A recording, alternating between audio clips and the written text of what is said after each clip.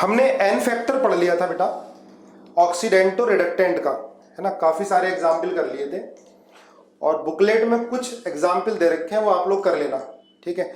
Titration नहीं करनी अभी, टाइट्रेशन हम करेंगे फिजिकल केमिस्ट्री 11वीं की कंप्लीट होने के बाद। अभी टाइट्रेशन के क्वेश्चन भी आप छोड़ोगे, ठीक है। जो इंडिकेटर एक टॉपिक है, वो अभी नहीं करना, है ना। अभी करने का कोई बेनिफिट नहीं है। इंडिकेटर हम लोग करेंगे फिजिकल केमिस्ट्री खत्म होने के बाद। अभी जितनी जरूरत है, जो भी आगे चैप्टर्स में यूज होगा, वो हम कर चुके हैं। थोड़ी प्रैक्टिस कर लेते हैं क्वेश्चंस की, ठीक है। चलो पहले एक बार रिवीजन करो मेरे साथ जल्दी जल्दी। एक ये क्वेश्चन बताओ, 2-3 बच्चों ने पूछा था Na2H2O3 प्लस I2, ये कन्वर्ट हो रहा है Na2S4O6 प्लस NaI, ठीक है। इसके अंदर आपको I2 का भी एन फैक्टर बताना है, Na2H2O3 का भी एन फैक्टर इक्विवेलेंट में, और Na2S4O6 का भी बताना है। बताओ जल्दी।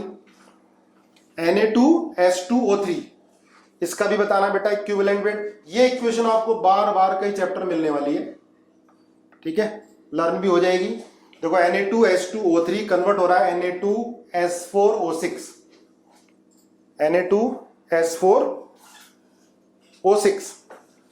Na2S4O6 और ये NaI। यहां पर Na स्पेक्टेटर आयन चेंज नहीं होगा, ऑक्सीजन का भी चेंज नहीं होगा। इधर भी Na का +1 है, इधर भी +1 है। ऑक्सीजन का इधर -2, इधर भी -2 है। सल्फर का चेंज हो रहा होगा, इधर I का चेंज हो रहा है। चलो बताओ पहले Na2H2O3 का बताओ। Na2H2O3 देखो, इसमें बेटा सल्फर का ऑक्सीडेशन नंबर निकाल लो, तुम सबसे आता परफेक्ट हो चुके हो। अब तो पेन भी नहीं चलाते होगे, आंखों में क्वेश्चन सॉल्व हो जाता होगा, है ना। ऑक्सीडेशन नंबर का तो यहां से 2x कितना आ गया 4, x कितना आ गया 2 आ गया, ठीक है। तो यहां पर x मतलब 2, ये 1 का आया है, पर Na2H2O3 में 2 सल्फर है, तो 1 का 2 है तो 2 का कितना होगा बेटा 4 होगा, ठीक है। 1 का 2 है तो 2 का कितना 4। हमें Na2H2O3 का बताना है, तो इसमें 2 सल्फर है तो 2 का लिख लो। हमने x निकाला तो ये 1 का आया, 2 का कितना आ गया 4 हो गया, ठीक है। अब आप देखो आगे Na2S4O6 में निकालो 2 × 1 प्लस 4x प्लस 6 × -2 = 0। यहां पर 4x आ गया 10, x आ गया 5/2, 2.5। ये 1 का 2.5 है तो 2 का कितना हो गया 5, ठीक है। इससे मतलब नहीं यहां कितने हैं सल्फर, हमें तो इसका बताना है। तो इसमें 2 सल्फर है तो 2 का ही चेंज देखोगे। यहां 2 का 4 है तो यहां 2 का कितना होगा 5, 1 का 2.5 था तो 4 से 5 कितने का चेंज, 1 का चेंज आ गया। तो बेटा इसका इक्विवेलेंट वेट m/1 हो गया, है ना। अगर Na2S4O6 का बताना है तो इसमें 4 सल्फर है, ठीक है। तो यहां 4 सल्फर का कितना होगा, 2 का 5 था तो 4 का कितना हो गया बेटा, ये ऐसे देख लो। 5 से 4, 2 में कितने का चेंज 1 का, तो 4 में कितने का चेंज आएगा 2 का, या छोड़ो। यहां पर 1 सल्फर का कितना है 2.5 है, ध्यान देना 1 सल्फर का ऑक्सीडेशन नंबर 2.5 है ना। 4 सल्फर का कितना होगा 10 है, देखो 4 सल्फर है, 4 सल्फर का 10 है। यहां 2 का बेटा 4 है, ठीक है, तो 4 का कितना होगा 8 होगा, तो 10 से 8 कितने का चेंज होगा 2 का, तो इसका इक्विवेलेंट वेट m/2 होगा। क्लियर है। अब I2 का पूछा है तो I2 में 2 आई है, ध्यान रखोगे ये 0 है, यहां पर 0, यहां पर 2 आई का 2 लगा लोगे, यहां पर 2 आई का कितना होगा -2। अब हम इसका 2 आई का क्यों देख रहे हैं, 2 आई क्यों कंसीडर कर रहे हैं, क्योंकि I2 में 2 आई है, 2 का 0, यहां 2 का -2, कितने का चेंज 2 का, तो इसका इक्विवेलेंट वेट m/2 आ गया। अब देखो बेटा, अब इसमें लॉ ऑफ इक्विवेलेंस लगा सकते हो, रिएक्शन को बैलेंस करने की जरूरत नहीं होती, ये ध्यान रखना, रिएक्शन को बैलेंस करने की जरूरत नहीं होती। मान लिया इसके बारे में कुछ दिया है, इसके बारे में पूछ लिया, तो इन सबके मिलिक्युलेंट बराबर होते हैं। मिलिक्युलेंट ऑफ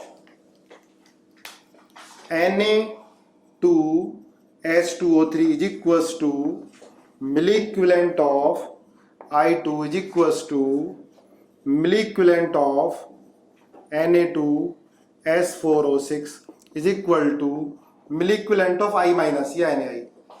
ठीक है, मिली इक्विवेलेंट अगर इसकी नॉर्मलिटी वॉल्यूम दे रखा है तो N1V1 इज इक्वल टू इसके मिली इक्विवेलेंट या वेट दे रखा हो या नॉर्मलिटी वॉल्यूम दे रखा हो तो N2V2। मान लिया इसके बारे में कुछ दे रखा है, इसके बारे में पूछा है, दोनों के मिली इक्विवेलेंट बराबर कर दो। एक बार जल्दी से रिवाइज कर लो, मिली इक्विवेलेंट का फॉर्मूला क्या होता है बेटा? अगर नॉर्मलिटी दे रखा है तो N इंटू वी। मैंने बहुत सारे क्वेश्चन करा रखे हैं तुम्हें। मिली इक्विवेलेंट N इंटू वी। अगर वेट दे रखा हो तो wait upon equivalent weight into 1000। ठीक है, और क्या बताया था? N factor into moles, N factor into moles into 1000। याद करो, मिली इक्विवेलेंट नॉर्मलिटी वॉल्यूम दे रखा हो तो N इंटू वी, वेट दे रखा हो तो wait upon equivalent weight into 1000। N fact अगर मोल्स दे रखे हो तो N फैक्टर से मल्टीप्लाई करो इंटू 1000। ये मिली इक्विवेलेंट आगे है ना, ये लर्न होंगे आपको पहले से। अच्छा, नॉर्मलिटी और मोलरिटी में क्या रिलेशन है बेटा? Normality is equal to N factor into molarity. ठीक है, नॉर्मलिटी क्या होती है? Weight upon equivalent weight into volume. अगर वॉल्यूम ml में है तो 1000 से मल्टीप्लाई। एक बार सारे फॉर्मूले देख लो। ठीक है, क्योंकि अभी इसकी क्वेश्चन की प्रैक्टिस करनी है हमें। मोलरिटी क्या होती है? Number of moles of solute, तो weight of solute upon molecular weight of solute into volume. ml में है तो 1000 से मल्टीप्लाई कर दो। एक टर्म बताई थी मैंने, स्ट्रेंथ, याद करो।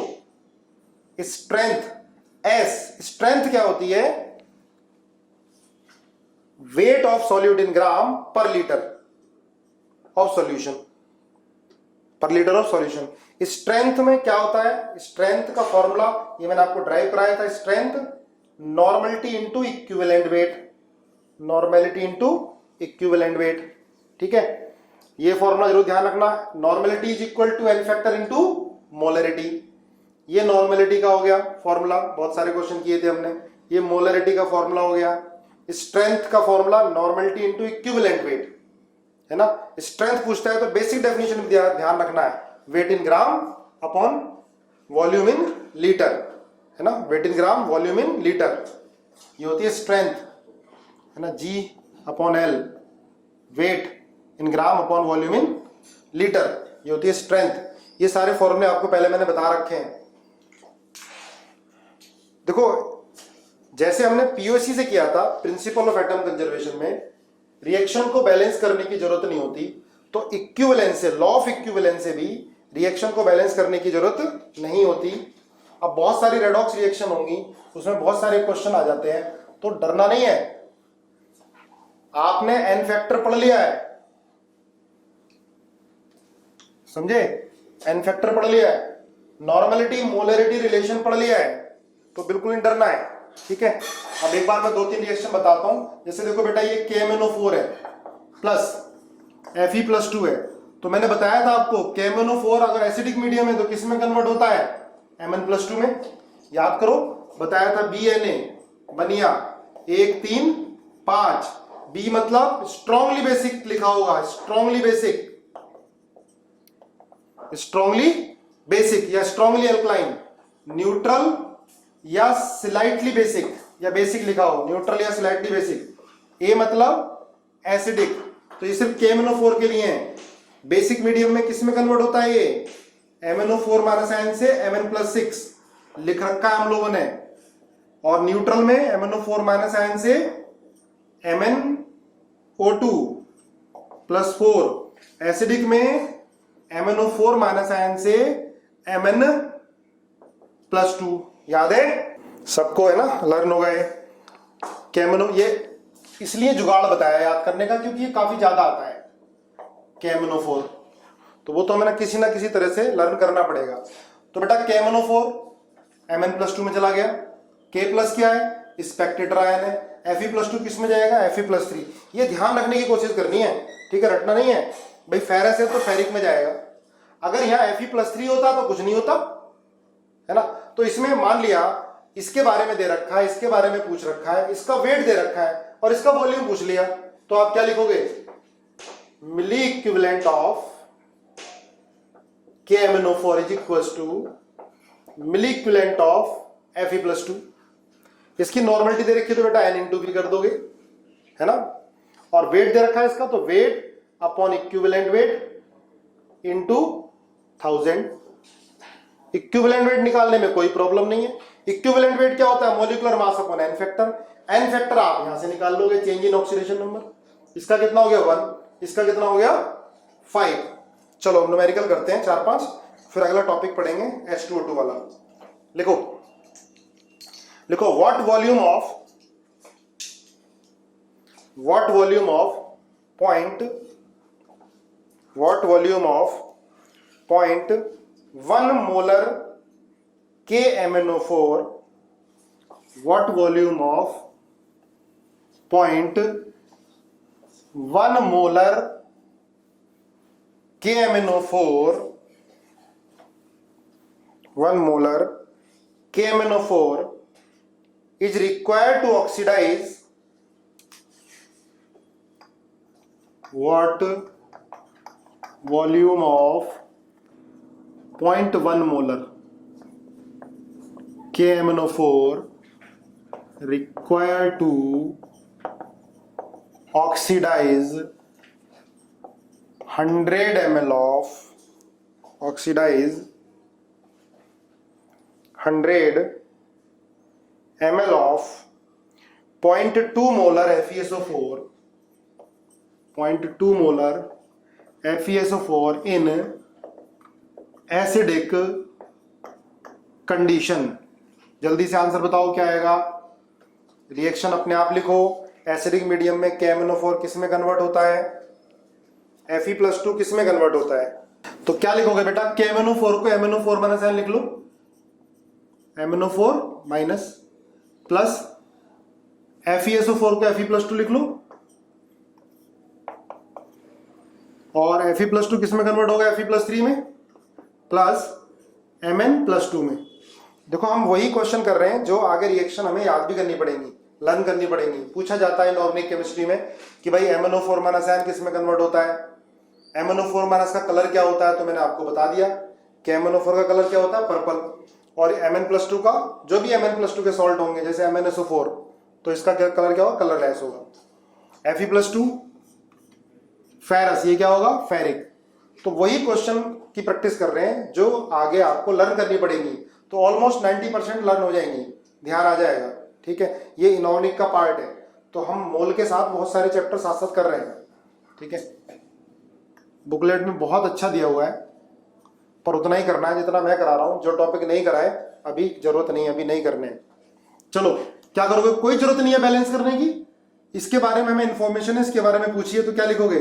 मिली equivalent of MnO4 minus is equals to milli equivalent of Fe+2. N1V1 is equals to N2V2. N1 कितना है? 0.1। V1 कितना है? अच्छा, मोलरिटी है बेटा, लेकिन यहां नॉर्मेलिटी रखनी है। तो नॉर्मेलिटी क्या होती है? N factor into molarity. N factor into molarity. N factor कितना है KMnO4 का? 5 है। मोलरिटी 0.1 है, वॉल्यूम V1 है, N2 वॉल्यूम निकालना है, N फैक्टर N2 कितना है? Fe+2 का 1 है, M2 कितना है? 0.2 है, V2 कितना है? 100 है। ठीक है, तो यहां से V1 कितना आ गया? 40 आ रहा है, 40 ml। देख लो 40 ml। चलो एक क्वेश्चन और लिखो, नोट करो। What volume of 0.2 molar K2Cr2O7, what volume of, लिखते जाओ, what volume of 0.2 molar K2Cr2O7, what volume of 0.2 molar K2Cr2O7 required to oxidize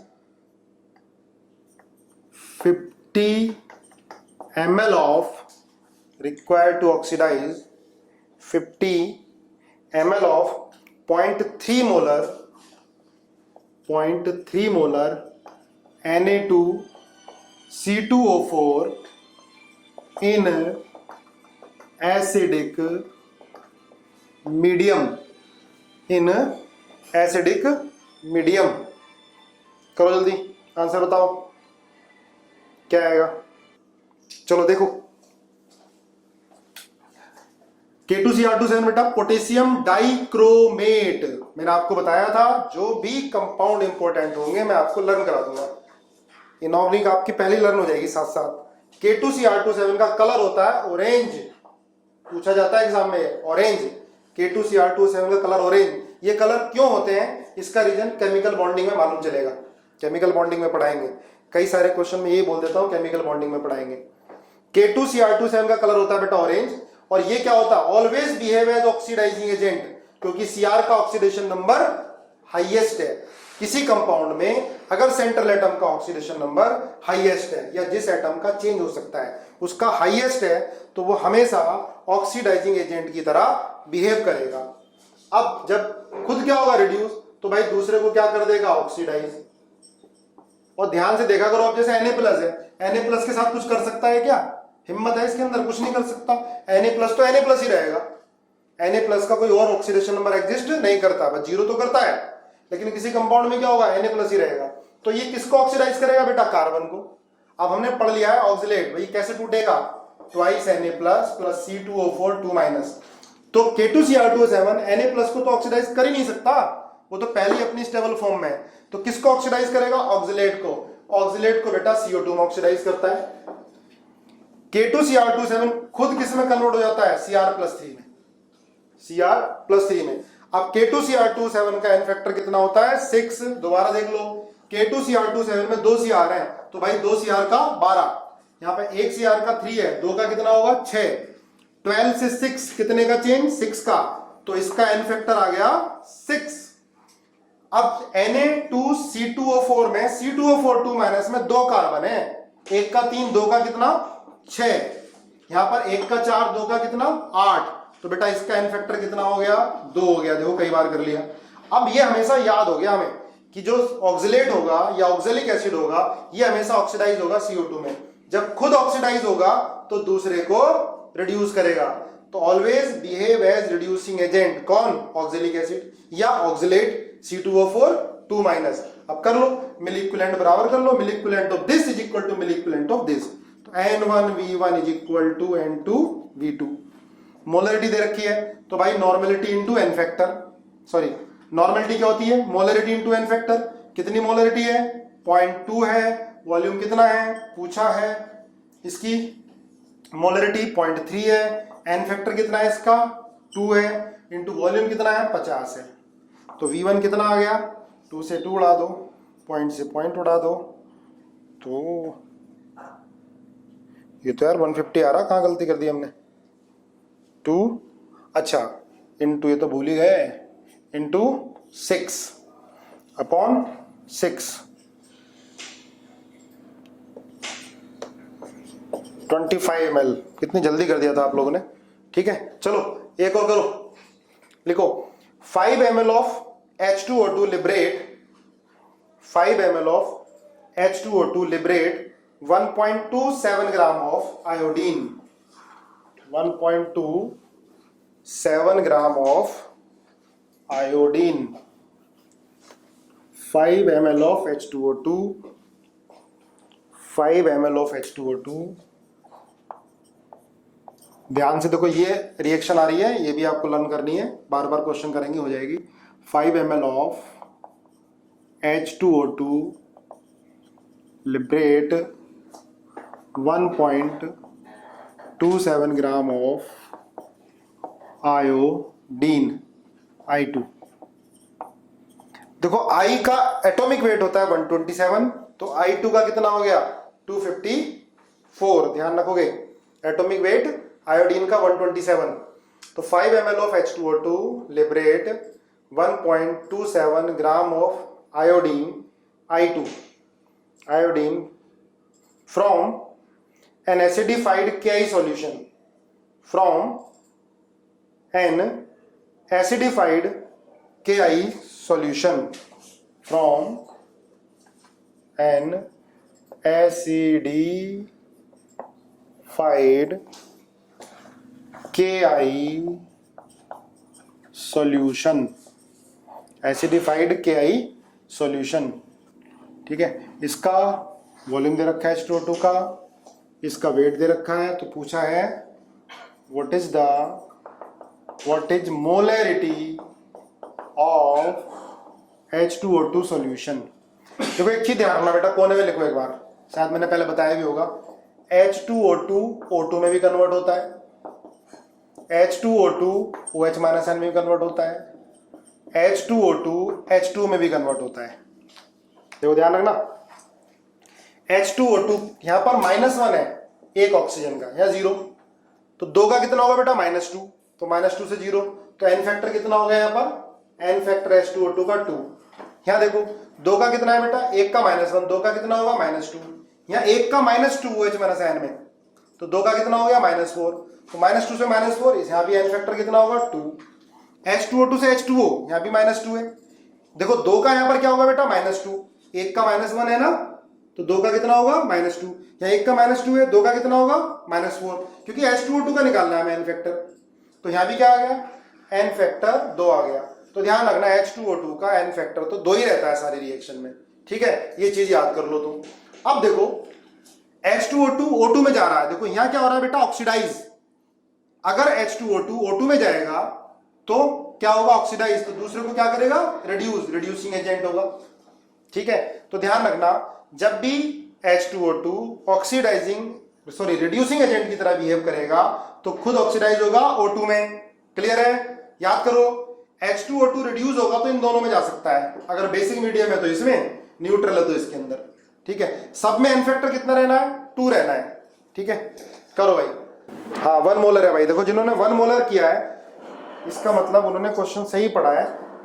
चलो देखो, टाइट्रेशन से घबराना नहीं, कितना इजी है ना टाइट्रेशन, ये टाइट्रेशन ही है। वैसे क्या लिखोगे, H2O2 भाई, H2O2 लिबरेट आयोडीन, तो आयोडीन लिबरेट कर रहा है, और किससे लिबरेट कर रहा है, Ki से, तो Ki को मैं I- लिख सकता हूं, क्योंकि K+ तो स्पेक्टेटर आयन होगा, तो I- को मैं Ki को I- लिख सकता हूं। ठीक है ना, कोई प्रॉब्लम नहीं है इसमें।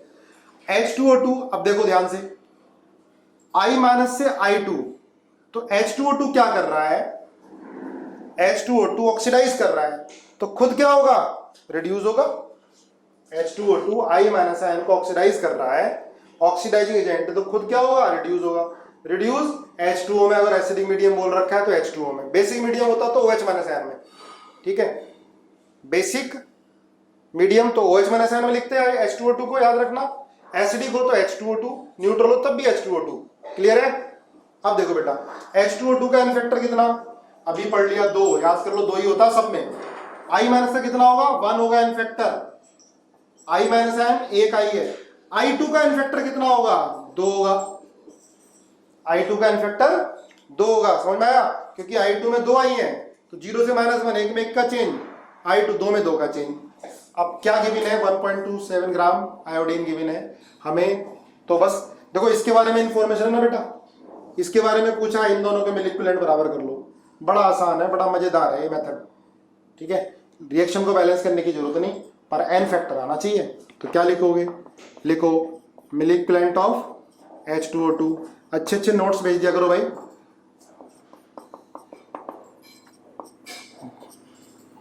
मिल equivalent of I- is equal to milliequivalent of I2 is equal to milliequivalent of H2O।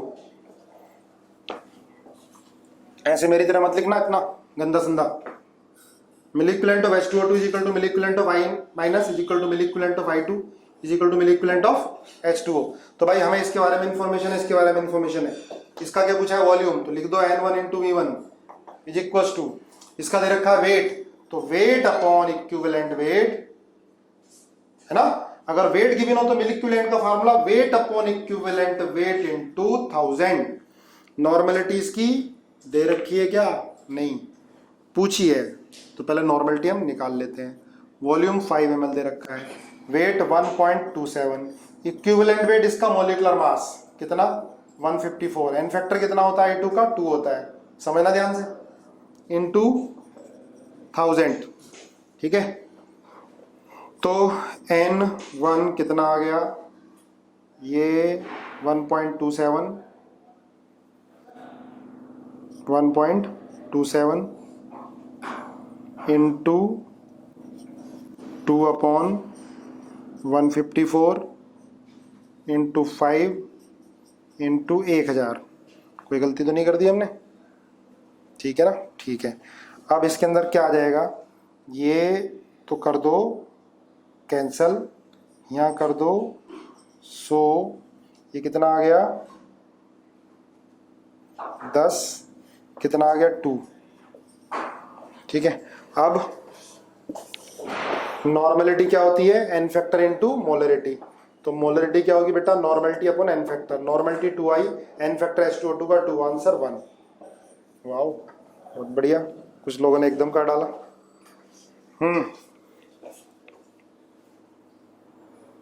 ठीक है। 254 ही आएगा ना यार। I का एटॉमिक वेट 127 है, लेकिन I2 का तो मॉलिक्यूलर मास रखोगे ना, हम I2 के मिल इक्विवेलेंट कर रहे हैं। ठीक है, 254 दिमाग में 254 ही था।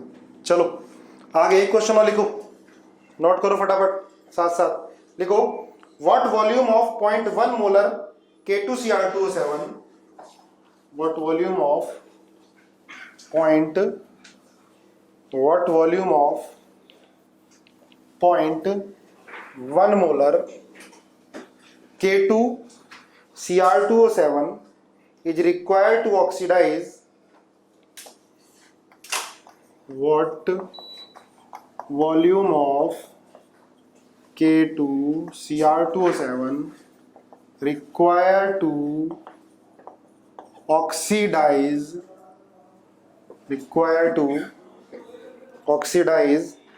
50 ml of 0.2 molar Cu2s, 50 ml of 0.2 molar Cu2s in acidic medium, in acidic medium। देखो मैंने आपको कराया है, Cu2s ऑक्सीडाइज होता है Cu+2 प्लस SO2 में, और K2Cr2O7 कन्वर्ट होगा Cr+3 में, है ना। जल्दी से आंसर बताओ, फटाफट आंसर बताओ कितना आएगा। 33.3 आ रहा है, देखो कहाँ गलती की है। ठीक है, चलो देख लो। अब ये ध्यान भी रखो बेटा, प्रोडक्ट किस में कन्वर्ट हो रही है, समझ लो कि आपका एक चैप्टर नहीं, साथ में 3-4 चैप्टर चल रहे हैं। तो ये सिर्फ नहीं कि मोल पे ध्यान देना है भाई, रिएक्शन जो है वो क्या है, किससे क्या बन रहा है, वो साथ साथ करते जाओ। ठीक है, चलो देखो। K2Cr2O7 प्लस Cu2s, तो ये तो हमें पता चल गया, रट गया हमें कि K2Cr2O7 तो Cr+3 में जाता है। K2Cr2O7 का तो एन फैक्टर 6 होता है, रट गया, हमने 3-4 क्वेश्चन कर लिए। K2Cr2O7 का कलर होता है ऑरेंज, और Cr+3 का कलर होता है ग्रीन, है ना, ये भी ध्यान रखो, जिसकी जरूरत है उसका ध्यान रखो। और K2Cr2O7 Cr+3 में जाएगा, it will oxidise Cu2s to Cu+2 plus SO2। ये मैंने पहले जब एन फैक्टर पढ़ा रहा था तो कराया हुआ है। ठीक है, इसका मतलब कुछ लोगों को याद था कि किस में कन्वर्ट होगा। इसका एन फैक्टर आपको बताया था बेटा 8, याद करो, एन फैक्टर 8 बताया था। कॉपर +1 है यहाँ पर, +1 से +2, एक कॉपर में 1 का इंक्रीमेंट, 2 में 2 का इंक्रीमेंट। सल्फर कितना है, -2 से +4, 6 का इंक्रीमेंट। टोटल इंक्रीमेंट कितने का, 8 का, याद है भाई। कॉपर 1 है, +1 से +2, 1 में 1 का इंक्रीमेंट, 2 कॉपर में 2 का। सल्फर -2 से +4, सल्फर में 6 का, पूरे कंपाउंड में 8 का इंक्रीमेंट, एन फैक्टर 8। इसका एन फैक्टर तो रट चुके हैं आप, 6। ठीक है, पूछा क्या है, वॉल्यूम पूछा है इसका, तो आप milliequivalent N1V1 is equal to N2V2। N1 दे रखा होगा, व्हाट वॉल्यूम ऑफ K2Cr2O7, अच्छा 0.2 मोलर है, K2Cr2O7 का कितना दे रखा है, 0.1 मोलर। 0.1 मोलर है तो नॉर्मेलिटी क्या होती है, N factor into molarity. N factor कितना, 6 है, इंटू वॉल्यूम पूछा है, इसका एन फैक्टर कितना होगा, 8 होगा। ठीक है, इसकी मोलरिटी 0.2 है, इंटू वॉल्यूम इसका 50 है, तो V1 आ गया 8 इंटू 0.2 इंटू 50 अपॉन 0.6 133.3 ml। ठीक है, ये आपका एप्लीकेशन है लॉ ऑफ इक्विवेलेंस की, तो पहले भी कर चुके हैं, बस अब और करोगे, एक दो क्वेश्चन और करने हैं बस। लिखो बेटा एक और, what volume of 0.2 normal KMnO4, what volume of 0.2 normal, what volume of 0.2 normal, what volume of 0.2 normal KMnO4 required to oxidize 10 milligram of ferrous oxalate, required to oxidize 10 milligram of ferrous oxalate in acidic medium, in acidic medium।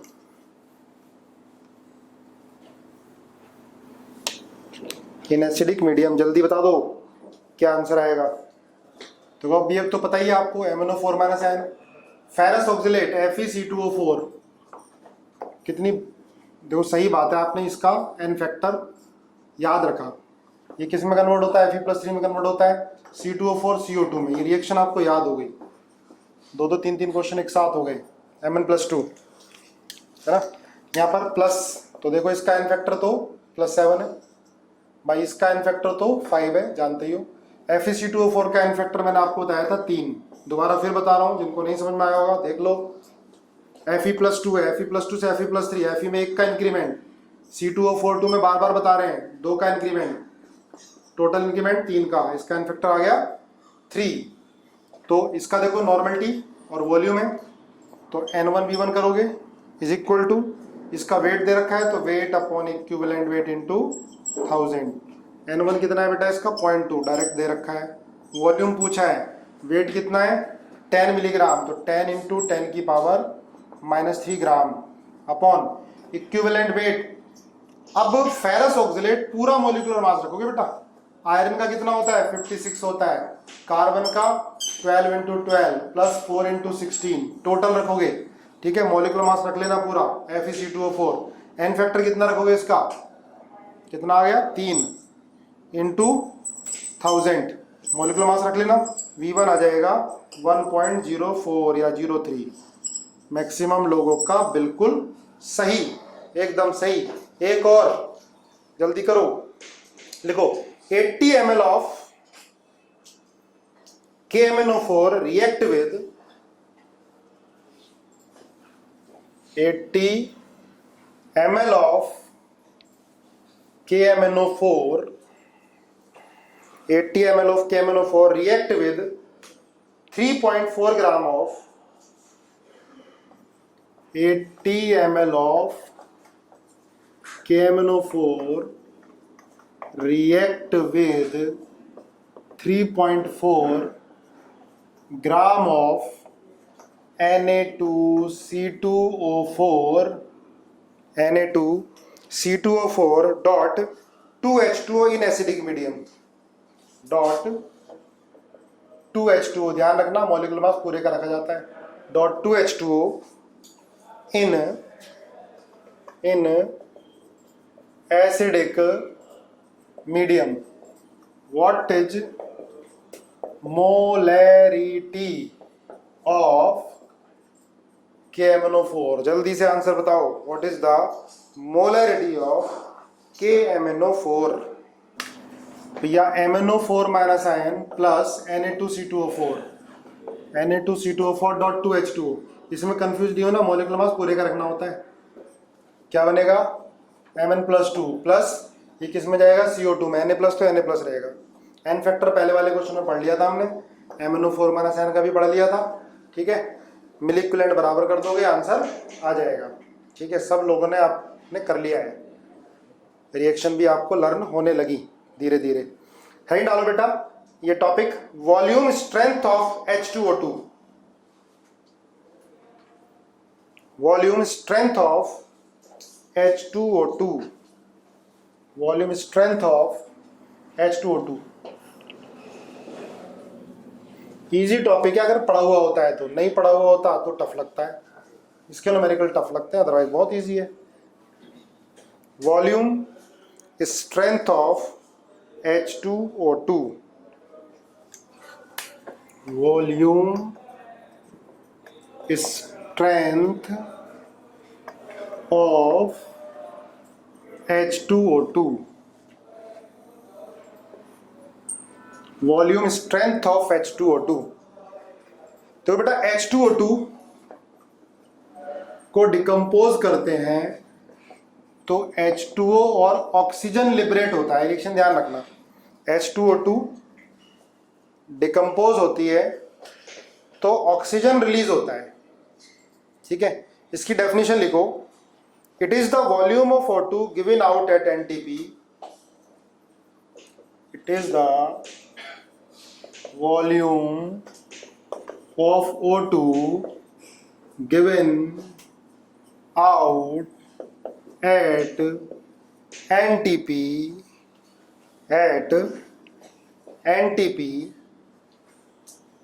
on heating one normal H2O2 solution, on heating one normal H2O2 solution, one normal H2O2 solution. One normal क्या होगा बेटा, देखना ध्यान से, पहले देखो एक बार, H2O2 का डिकम्पोजिशन होगा, H2O2 को हीट करोगे तो H2O प्लस O2, याद रखना, H2O2 को डिकम्पोज करोगे तो H2O प्लस O2, और N फैक्टर H2O2 का 2 होता है, ये मैंने तुम्हें लर्न करा दिया।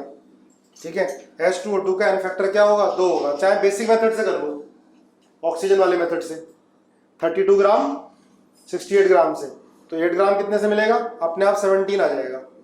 इसका इक्विवेलेंट वेट कितना आता है, 17 आ जाता है। एन फैक्टर कितना होता है, 2 होता है H2O2 का।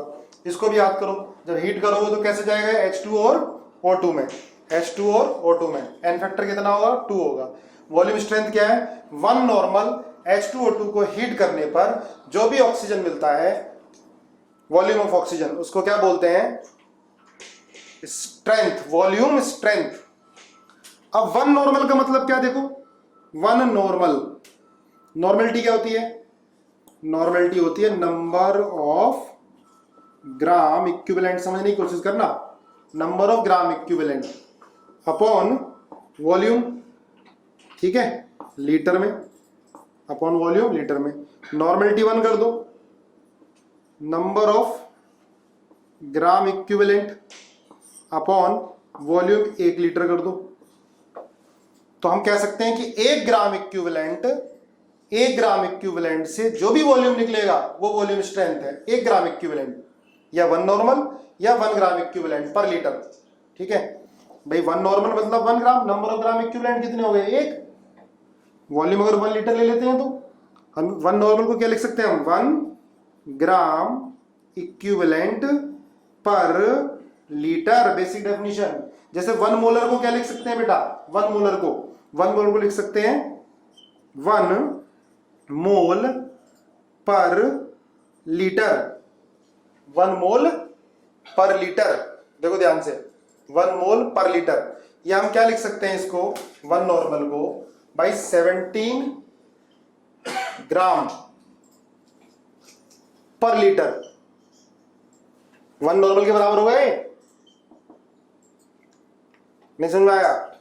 H2O2 की बात करते हैं तो भाई H2O2 में नंबर ऑफ ग्राम इक्विवेलेंट क्या होता है, weight upon equivalent wait, wait upon equivalent wait. देखो ध्यान से, दोबारा लिखो, normality wait upon equivalent weight into volume, यही होता है। नॉर्मलिटी 1, वेट निकालना है, इक्विवेलेंट वेट कितना, 17 होता है इसका, है ना। इक्विवेलेंट वेट 34/2, एन फैक्टर 2 होगा, इक्विवेलेंट वेट 17 इंटू वॉल्यूम कितना हो गया, 1, तो वेट कितना हो गया, 17।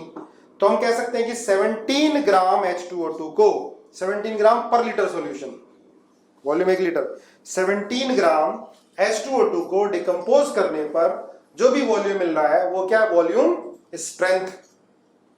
अब इसका फॉर्मूला बनाते हैं, समझो ध्यान से।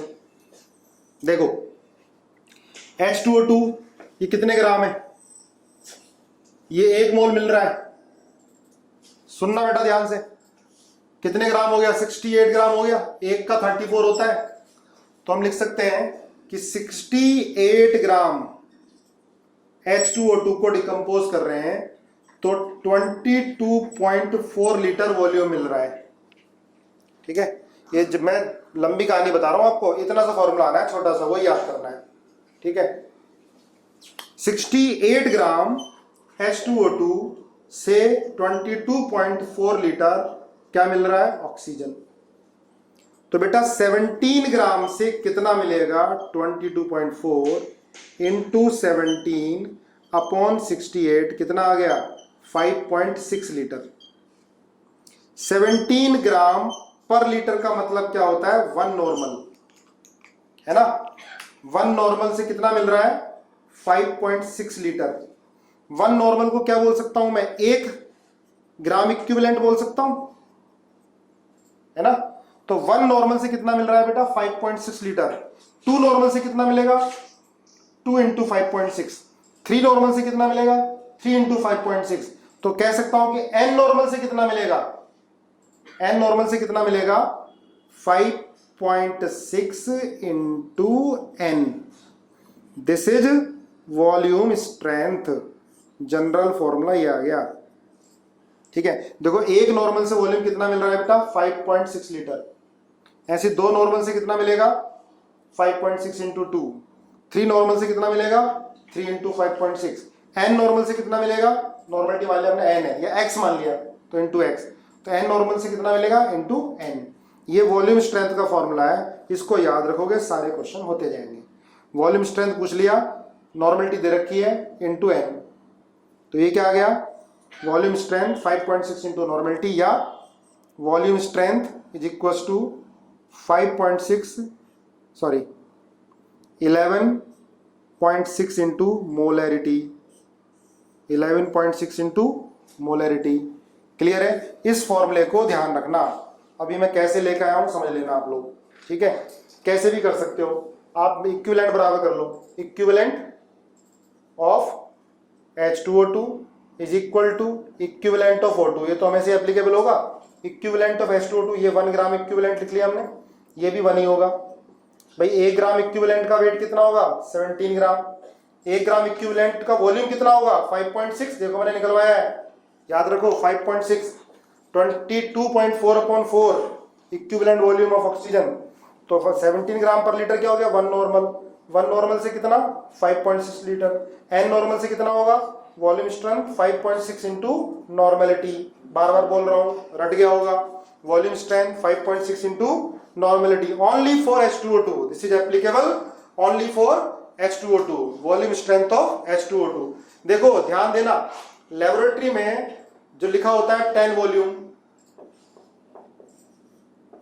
20 वॉल्यूम, लेबोरेटरी में H2O2 के सैंपल पर बोतल पे क्या लिखा है, 10 वॉल्यूम, 20 वॉल्यूम, 30 वॉल्यूम, ऐसे लिखा होता है। 10 वॉल्यूम का मतलब होता है बेटा, ध्यान रखना, 10 वॉल्यूम का मतलब होता है कि 1 ml H2O2 को डिकम्पोज करने पर 10 ml ऑक्सीजन मिल रहा है। लिखो इसका मतलब, 10 वॉल्यूम का मतलब on decomposition of 1 ml of H2O2 give 10 ml of oxygen. 20 volume का मतलब क्या होगा कि 1 ml H2O2 को डिकम्पोज करने में कितना मिल रहा है, 20 ml मिल रहा है। ये सैंपल होते हैं कि भाई 10 वॉल्यूम है तो 10 वॉल्यूम मतलब 10 वॉल्यूम से 10 ml मिलेगा, 20 वॉल्यूम से 20 ml मिलेगा जब 1 ml को हम डिकम्पोज करेंगे। ऐसे ही 30 वॉल्यूम का मतलब क्या होगा बेटा, 30 ml का 1 ml H2O2 को डिकम्पोज करने पर 30 ml ऑक्सीजन मिले।